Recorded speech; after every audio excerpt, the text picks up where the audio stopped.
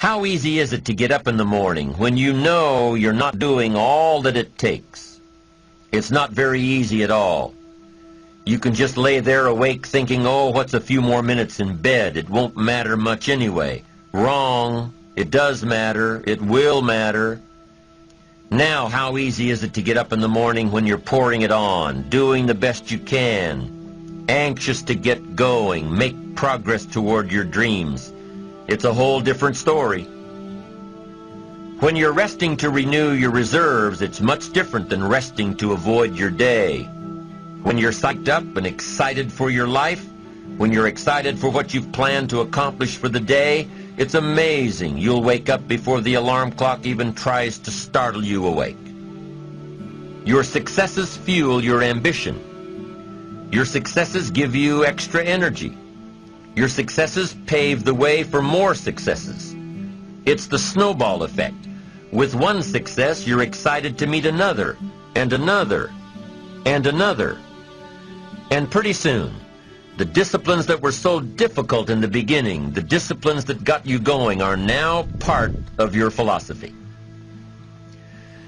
How do you know when you're successful? Do you have to be a millionaire? No. All we ask of you is that you earn all you possibly can. If you earn $10,000 a year and that's the best you can do, that's enough. God and everything else will see to it that you're okay. The key is to just do the best you can. If it's $10,000 a year, wonderful. If it's $100,000 a year, wonderful. If it's $1 million a year, wonderful. It doesn't matter $10,000 a year or $1 million a year. It doesn't matter as long as you've done the best you possibly can. Earn the most you possibly can. Be the most you possibly can. And here's why. The essence of life is growth. The essence of life is growth, to do the best you can. And here's what's interesting. Humans are the only life form that will do less than they possibly can. Humans are the only life form that will settle for less. Every other life form except human beings strive to its maximum capacity. How tall will a tree grow? Approximately. As tall as it possibly can. You never heard of a tree growing half as high as it could. No, trees don't grow half. Trees send their roots down as deep as possible, stretch their limbs up as high as possible, produce every leaf possible and every fruit possible. As a matter of fact, you never heard of a human physically growing half. We keep growing until we're done. Now that's a part of life we can't control. It's genetically coded. And that's probably why we keep growing till we're done. Because we can't control that part. It's the rest of our growing that we control. The growing of our minds, the expansion of our minds, that we can control.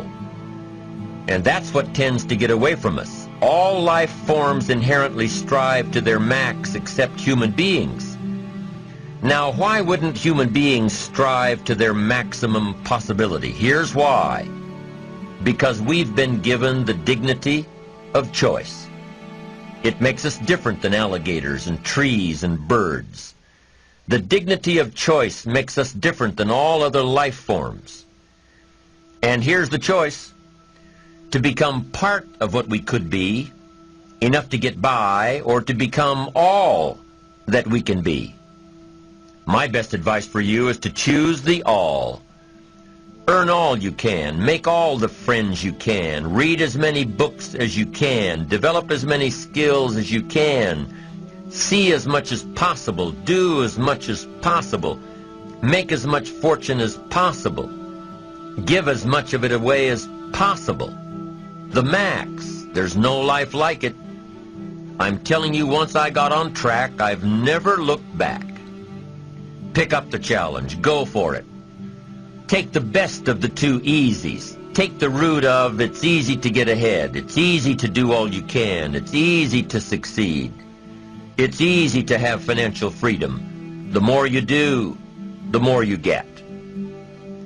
So the two primary benefits of positive reinforcement are, number one, to build good habits, and number two, to create more energy to fuel your ambitions, your desires, your achievements. How can you isolate what's working for you and what isn't? How can you make sure that you are reinforcing your positive disciplines? Well, if it isn't apparent, easy to see right away, if what you're doing is happening in such small increments that you're not sure if you're on track, then you need to be writing it down. You need to keep a journal anyway. But if you really aren't sure that what you're doing is making measurable progress, you need to keep a written record. You need to write down everything that may be relevant in your day. What you did, who you saw, what you felt, how it may or may not affect you now and in the future. The best way to track your activities of the day is to write them down. The best way to track your activities of the week is to write them down. The best way to analyze your progress through the year is to have written it down. Why? So you can look back on it. Because by keeping a written record of your life, you will be more accountable. By putting into writing the action steps that you have planned, you will easily see what works and what doesn't. Most people just try to get through the day, never writing anything down, never keeping track of their progress along the way, never really knowing if they are doing all they can to reach their goals, to drive their ambition. But gifted people learn to get from the day. They don't let a day end without picking up some valuable experience, some emotional content, some idea that may positively affect their future. To get the most from a day, to learn the most from a day, you need to be able to reflect on the day. And how can you reflect on a day unless you record it in history?